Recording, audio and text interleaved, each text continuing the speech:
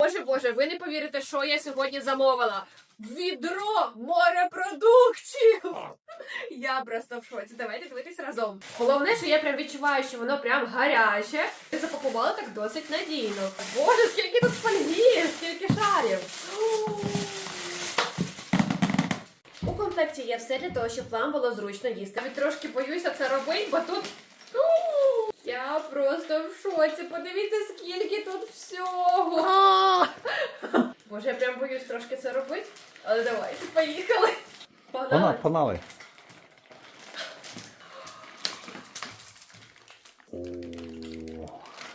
Ну що, можна назвати це справжня вечеря для гурманів?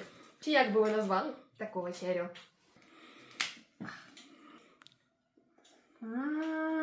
Отак, до речі, виглядає справжня крабова паличка, на секундочку.